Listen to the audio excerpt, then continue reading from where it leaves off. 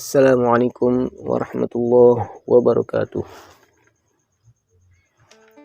Diceritakan bahwa ada dua orang majusi bersaudara di zaman Malik bin Dinar.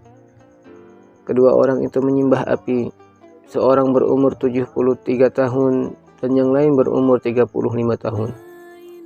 Saudara yang muda berkata kepada yang tua, "Marilah kita coba. Apakah api itu menghormati atau malah membakar kita sebagaimana ia membakar orang yang tidak menyembahnya? Apabila api menghormati, maka kita akan tetap menyembahnya. Jika tidak, maka sebaliknya." Saudaranya menjawab, "Baiklah." Mereka pun menyalakan api. Kemudian saudara yang lain yang lebih muda berkata kepada yang lebih tua, "Apakah engkau yang meletakkan tanganmu dulu atau aku?" Saudaranya menjawab, "Engkau sajalah yang mulai." Maka saudara yang lebih muda meletakkan tangannya di api dan terbakarlah jarinya. Ia menjerit dan menarik tangannya dari api tersebut. Ia berkata, "Aku menyembahmu selama 35 tahun, namun engkau menggangguku."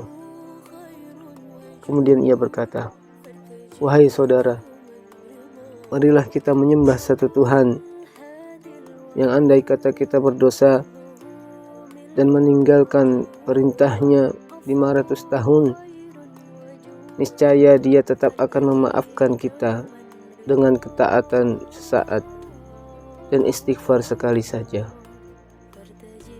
Saudaranya yang lebih tua menjawab, "Marilah pergi menemui orang yang bisa menunjukkan jalan lurus dan mengajari kita tentang agama Islam." Kemudian keduanya sepakat untuk menemui Malik bin Dinar untuk mendapatkan penerangan mengenai agama Islam. Keduanya pergi dan bertemu dengannya di pinggir kota Basrah. Ketika sedang menasihati, orang banyak yang berkumpul di sekelilingnya. Tatkala keduanya bertemu Malik bin Dinar, berkatalah saudara yang lebih tua kepada yang lebih muda, "Saya rasa aku tidak perlu masuk Islam karena sebagian besar umurku telah kulewatkan untuk menyembah api. Seandainya aku masuk Islam dan kembali kepada agama Islam dan agama Muhammad, niscaya keluarga tetanggaku akan menjelekkanku. Api lebih kusukai daripada mereka menjelekkanku." Saudara yang lebih muda berkata, "Jangan lakukan itu. Kecaman mereka bisa hilang, sedangkan api tidak kekal. Sedangkan api itu kekal, tidak bisa hilang dalam neraka." Saudaranya itu tidak mau tahu. Maka berkatalah saudara yang lebih muda, "Pergilah kau dengan urusanmu. Kau celaka anak orang celaka, hai orang yang batil di dunia dan di akhirat."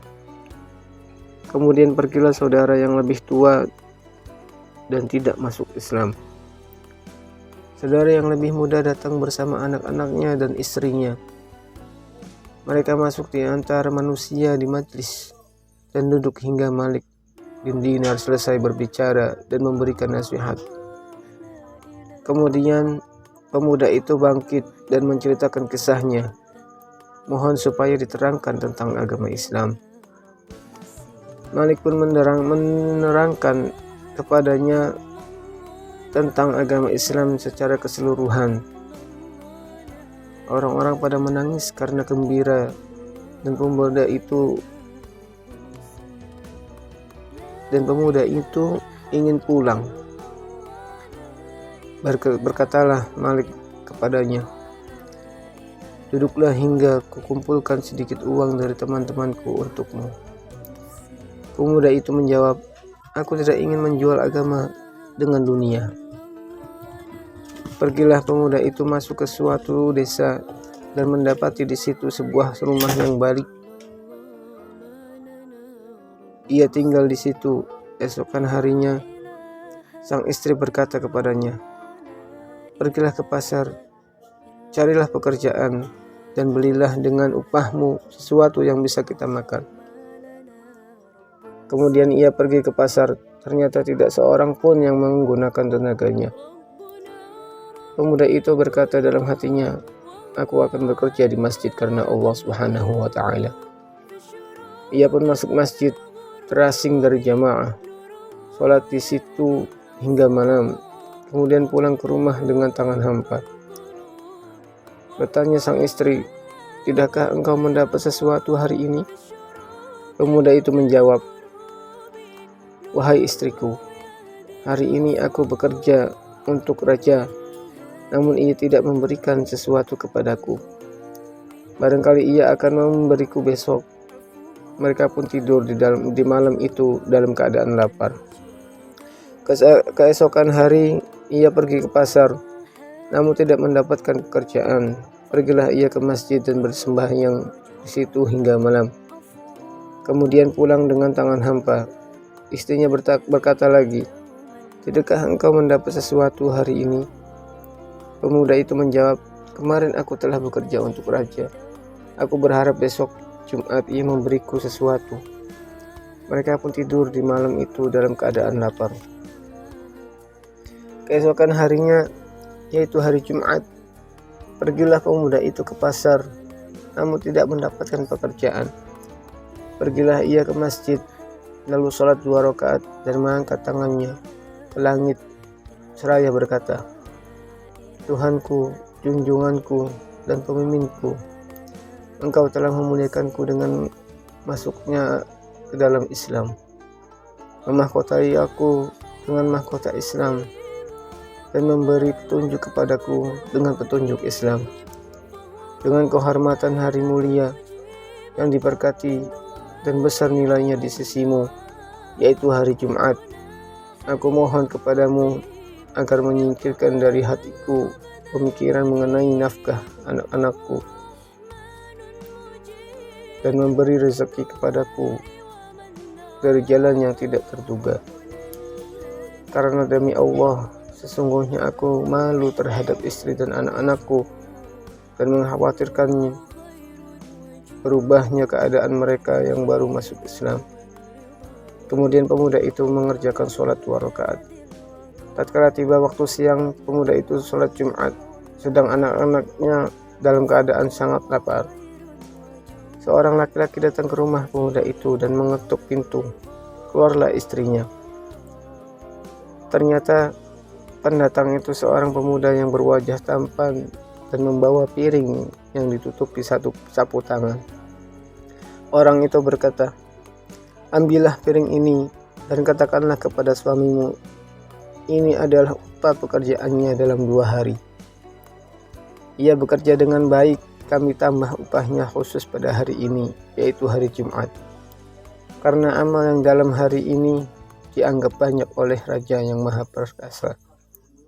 Perempuan itu mengambil piring tersebut. Ternyata di dalamnya terdapat 1000 dinar. Ia mengambil 1 dinar dan pergi kepada penjual uang yang ternyata seorang Nasrani. Kemudian ia menimbang uang itu, beratnya bertambah 1 misqal menjadi 2 misqal. Orang Nasrani itu melihat ukurannya. Tahulah ia bahwa uang itu hadiah dari akhirat. Ia bertanya kepada perempuan itu, "Dari mana engkau mendapatkan ini?" Perempuan itu menceritakan kisahnya. Orang itu berkata, "Ceritakanlah kepadaku tentang Islam." Masya Allah. Orang itu pun masuk Islam, lalu memberi perempuan itu 1000 dirham dan berkata, "Belanjakanlah, dan jika sudah habis, beritahulah aku." Selesai sholat, pemuda itu pulang ke rumah dengan tangan hampa. Ia beberkan sapu tangan dan memenuhinya dengan tanah. Dalam hati berkata, "Seandainya istriku bertanya mengenai isi sapu tangan ini, akan kujawab bahwa sapu tangan ini berisi tepung." ketika tiba di rumah, ternyata sudah lengkap dengan hamparan tempat tidur dan aroma bau makanan. Ia meletakkan sapu tangan di pintu supaya istrinya tidak tahu. Pemuda itu menanyakan keadaan istri dan hal-hal yang dilihat di dalam rumahnya. Perempuan itu menceritakan kisahnya kepada suami, sehingga ia pun bersujud kepada Allah Subhanahu wa Ta'ala sebagai pernyataan syukurnya. Kemudian perempuan itu bertanya, "Apakah yang kau bawa dalam sapu tangan itu?" Pemuda itu menjawab, "Jangan tanyakan kepadaku." Pergilah perempuan itu mengambil sapu tangan dan membukanya.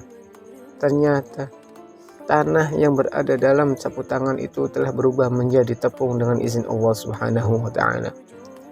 Sekali lagi pemuda itu bersujud sebagai tanda syukur dan taat beribadat kepada Allah Subhanahu wa Ta'ala hingga akhir hidupnya.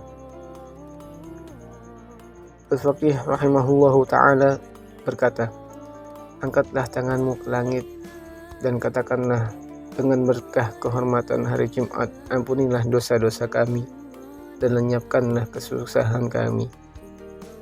Pemuda ini ketika berdoa kepada Allah Subhanahu wa Ta'ala mengambil syafaat dari Jumat hingga dipenuhi kebutuhannya dan diberi rezeki dari tempat yang tidak terduga.